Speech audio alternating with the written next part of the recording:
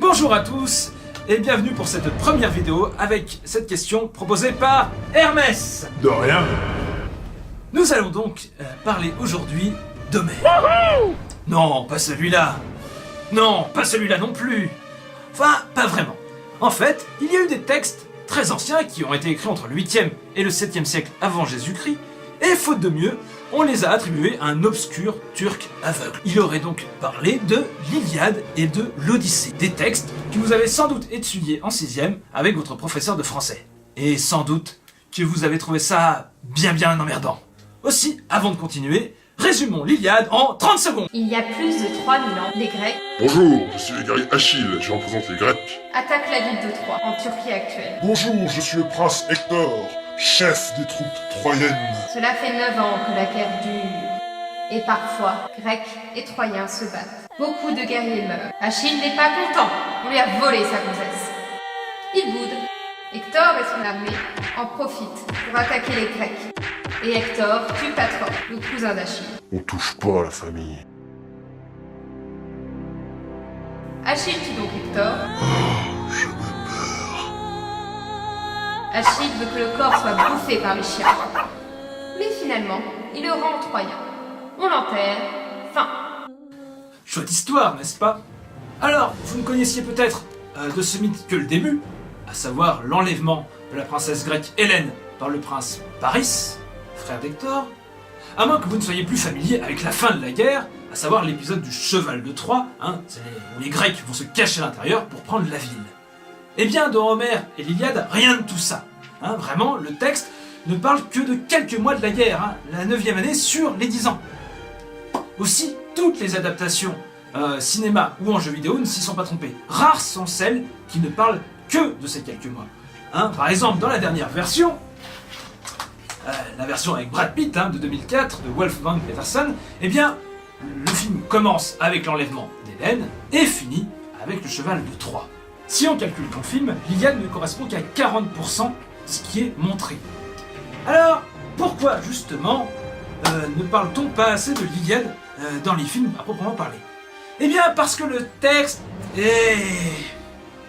comment dire?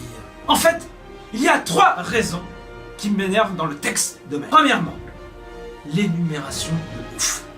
Au chant 2 de l'Iliade, parce que oui, dans l'Iliade, les chapitres sont divisés en fait, ce sont en chants. Et bien dans ce chant 2, tu as des pages et des pages qui te décrivent tous les guerriers grecs et troyens de la guerre. Et c'est chiant. Petit exemple. Les Béotiens ont à leur tête Pénélope et Létite, Arcélas, Proténor et Clyonios. Ce sont les gens d'Hydrie et d'Olys, la Rocheuse, de Chème, de Skol, de Manda... Bref, vous avez compris, on s'en fout. Deuxième raison, les combats interminables. Ok, dans le Seigneur des Ados, on adore quand Aragorn se bat, ou dans God of War, les combats épiques, c'est cool. Mais putain, dans l'Iliade, il y en a trop. Que des intestins qui sont sortis des corps après un coup de lance, que des pôles qui sont broyés, que de crânes éclatés. Franchement, au bout du 10e assaut des Grecs contre les Troyens ou des Troyens contre les Grecs, tu rêverais d'aller mater une comédie romantique avec ta copine, ou pire, d'aller voir Dora l'exploratrice. Troisième raison, les dieux contrôlent tout. C'est vraiment super chiant et c'est ce que je reproche principalement à Homère. Parce qu'en fait, tu as les combats, mais les combats n'ont aucun intérêt, aucune intrigue, puisque tout est décidé avant par les dieux qui jouent aux échecs avec les hommes sur l'Olympe. Par exemple, tu as Ulysse qui va remporter une course, eh bien c'est Athéna qui va foutre de la poussière aux autres concurrents pour qu'Ulysse gagne. Tu vas avoir Hector qui va tuer Patrocle, eh bien en fait c'est Apollon qui va guider la lance d'Hector. Donc tu n'y as plus aucun intérêt, plus aucune intrigue, vu que les dieux contrôlent absolument tout. Du coup, bah oui, tu te fais chier. D'ailleurs, la culture populaire ne s'y est pas trompée. Dans le film de 2004 avec Brad Pitt, les dieux sont carrément absents du film, ça règle le problème. Ou dans le jeu vidéo de sur PS3, Legend of 3, les dieux sont en fait des boss que tu peux exploser. Et franchement, niquer Apollon avec Achille, ça fait vraiment du bien. Oula, les profs de français et de latin vont te détester. Déjà, des professeurs de grec ou de latin, il n'y en aura bientôt plus. Mais attendez, je n'ai pas fini. Je dis qu'Homère est chiant, mais il n'y a pas que lui qui a traité du sujet. Tu peux découvrir la guerre de Troie de multiples façons. Tu veux les voir dans l'art? Va dans les musées. Moi j'habite à Lille. Eh bien au Palais des Beaux-Arts, tu peux découvrir Ulysse ou Achille dans des sculptures et des peintures. Tu préfères la BD? Eric Schonauer a fait une œuvre monumentale sur la guerre de Troie en excluant justement les dieux du sujet. Tu préfères rigoler un peu? Va voir un ancien moine du Moyen-Âge, Benoît de Saint-Maur, qui a remplacé tous les guerriers grecs par des chevaliers. C'est vraiment trop drôle. Mais qu'on soit bien d'accord, l'Iliade n'était pas à la base un bouquin, et Homère n'était pas un écrivain. Homère était un naëd. C'est quoi un naëd? C'était un mec qui se baladait de village en village pour raconter des histoires. Aussi, l'Iliade était faite pour être écoutée, pas pour être lue. Et ça change tout.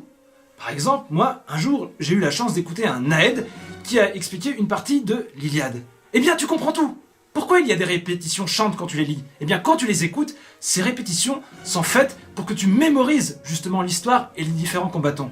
Donc, tout s'explique et l'Iliade prend tout son sens. Aussi, ne vous inquiétez pas si vous avez du mal à lire l'Iliade d'Homère. Écoutez-le ou entrez dans ce monde fascinant par une autre porte de la ville. À moins que vous ne préfériez créer vous-même votre propre cheval.